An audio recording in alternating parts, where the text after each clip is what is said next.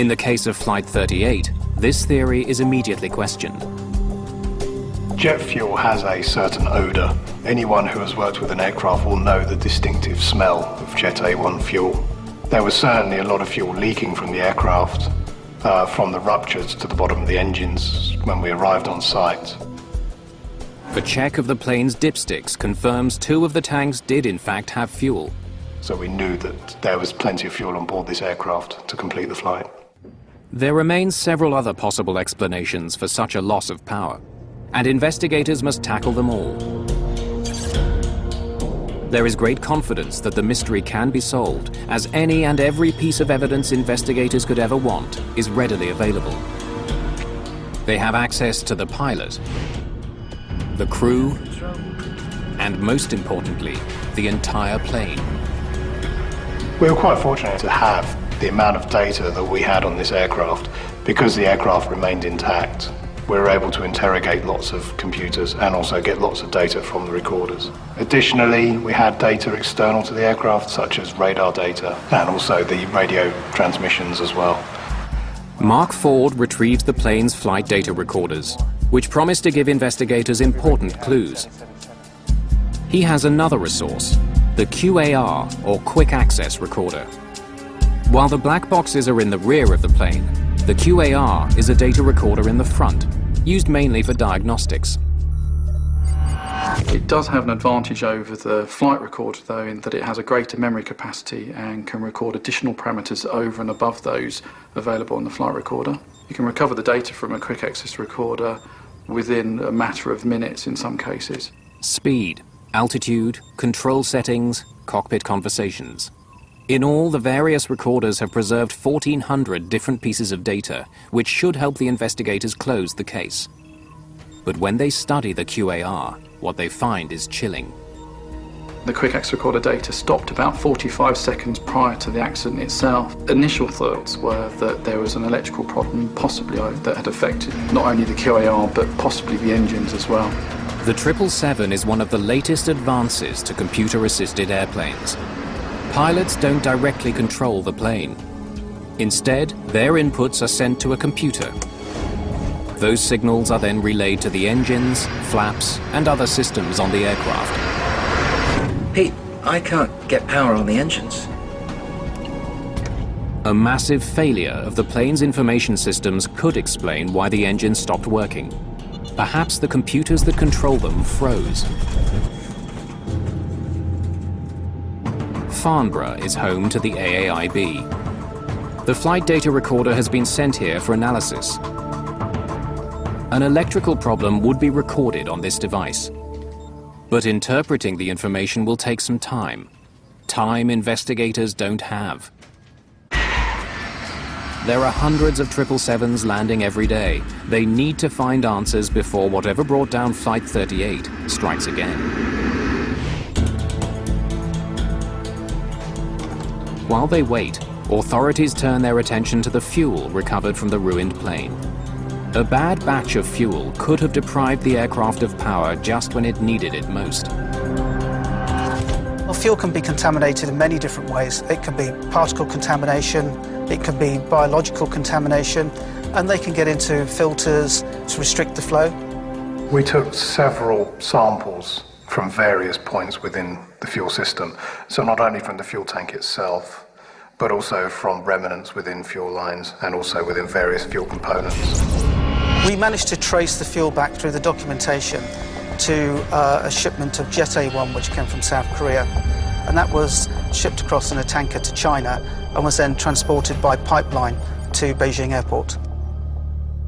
We compared it with over 1,200 other batches of fuel in the UK, and it came out to be very good.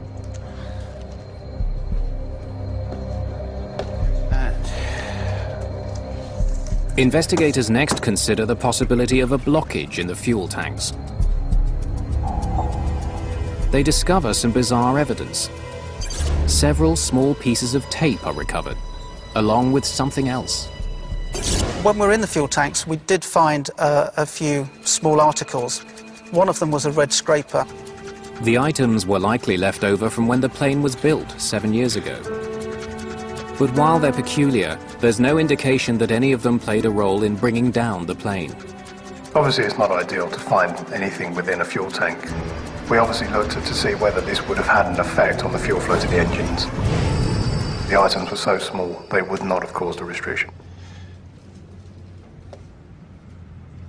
As the search for answers continues, a puzzling find surfaces. Less than 3 years before the Heathrow crash, another 777 suffered a serious mid-air problem. After taking off in Perth, Australia, a Malaysian passenger jet was climbing through 38,000 feet when suddenly the plane's autopilot pitched the nose up and climbed steeply. Calamity was only averted when the pilot took manual control of the jet. They did manage to get it safely back to base. The investigators established that this was a computer problem. British aviation authorities consider that the electronic brain of one of the world's most reliable jets might be faulty. The Malaysian Airlines aircraft was really quite an unnerving one. The investigators sort of pulled out the files on it and started looking over it to try and get some clues. Did we have a problem with the electronic control system, causing the engines to roll back? If flaws are found with Flight 38's computers, it means 777s around the world could all be disasters in the making. This thought hangs heavily over the industry.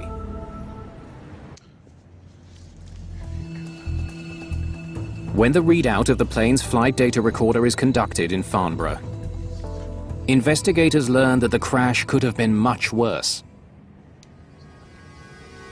There was very little they could actually have done. It looks like we have double engine failure.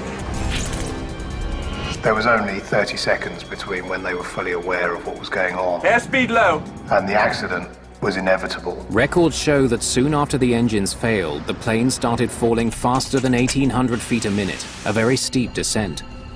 But lack of power was only one factor working against the crew.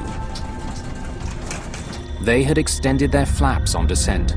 It helps control the plane at lower speeds by increasing lift, but the extended flaps create drag, which slows the plane down.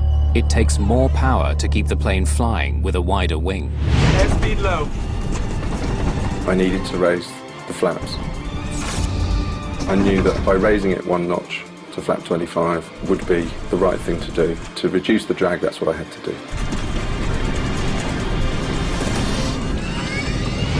Now, what he did here gave them a few extra feet. Had the flaps been left at flaps 30, the aircraft would have struck the ground just before a set of ILS antennas. The plane then would have slammed into the antennas, sustaining even more damage and increasing the chances of serious injuries. For their efforts, Burkill and his team are considered heroes. Flying is about teamwork, and we had an outstanding team. There is no doubt. Without the flight crew's actions, Flight 38's landing would have been a catastrophe. Now, the recordings As they continue examining data from the flight data recorders, continue right till the moment of impact. investigators are no closer to solving the case. Analysis of the flight recorder didn't identify any particular fault with the aircraft electrical system that would have resulted in both engines rolling back. They are at least able to determine why no data was found on the quick access recorder for the last 45 seconds of the flight. It's not an electrical fault as they first feared. The 45-second delay in the QAR recording was a result of the fact that the QAR doesn't record in real time. It buffers the data and then will record approximately 45 seconds later. With all the information from the plane's various data recorders now collected, investigators have a precise picture of what happened. The jet was on the proper course as it made its approach to land, when things went horribly wrong. At 720 feet, the right engine rolled back. 7 seconds later, the left engine rolled back. The autothrottle attempted to command greater thrust. It's not me, that's the autothrottle. But the engines didn't respond. I can't get power on the engines. While electrical and computer problems are ruled out as causes of the crash, The flight data recorders do point investigators to the likely source of the problem. The two most significant parameters from the quick exit recorder were the fuel metering valves. Both those valves indicated that they had opened to their fully open position. The plane's computers were calling for as much fuel from the tanks as possible. The valves were fully open, but not nearly enough fuel was reaching the engines. A plane with plenty of fuel and a working computer system still crash-landed, and investigators can't determine why. They focus on the weather on the day of the accident. It was a very cold air mass over Siberia, so we were aware of the cold conditions, but the flight was expected to be smooth and also quick. The plane's path took them high over Russia. The outside temperature went as low as -74 degrees centigrade. It's a potentially dangerous temperature if not monitored closely. In cold air masses, you have to be very aware of the fuel temperatures. When fuel starts to freeze, it produces wax. As the fuel temperature drops, the wax becomes greater within the fuel itself until it comes to a point where it can no longer flow. We have a fuel temperature gauge on the flight deck, which is monitored at all times, and I personally look at that every time I do a fuel check, which minimum is once an hour. Basically, you don't want to get it below -34 degrees centigrade. While they were cold, the temperatures never dipped into the danger zone where the fuel could wax and clog the system. And the fuel temperature increased significantly as the jet approached London. We were coming through 20,000 feet, and I remember seeing -20 degrees centigrade, so it had already started to warm up. Another potential cause of the crash is ruled out. Investigators are now running out of possible explanations. And the expectation from the media and also from aviation experts was that we would have the answer within days. But there was no comment today about the ongoing investigation. It very quickly became apparent that that would not be the case. They had the pilots, they had the passengers, they had the aircraft, they had everything there. Except the thing that caused it. That had disappeared. As if by magic. Despite mountains of data and physical evidence at their disposal, investigators are still unable to say what caused the crash of a British Airways 777 at Heathrow Airport.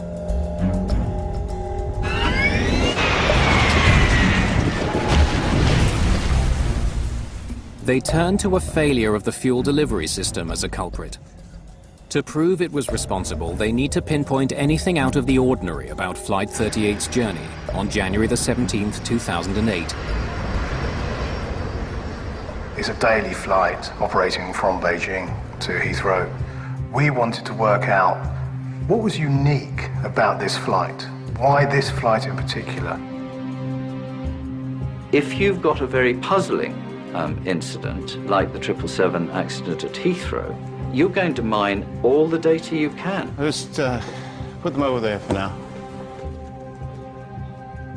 So we approached many operators to obtain some data of previous flights so that we could then do a comparison. Flight data is collected from companies around the world. And we had something like 144,000 flights in all. But it will take months of work to analyze this enormous volume of information. To study Flight 38's fuel system more closely, huge sections of it are brought to the AAIB hangar and reassembled. It allowed us to basically just sit there and look at it and to brainstorm and come up with ideas as to what might have caused it. McDermott and his team consider all possibilities, from design flaws to a malfunction specific to this aircraft. The examination comes up empty. We carried out an exhaustive and very thorough inspection and testing of the fuel system, and we find nothing wrong. Frustrated, investigators are at a dead end. We kept going through this cycle, we kept going back over what we'd done before. Had we missed something? And every time we went back over, we kept coming back to no. There was no trouble with the plane's computers. It had plenty of fuel. And no problems with the fuel itself. But somehow, when it was most vital... Mayday! The engines didn't get the fuel they needed.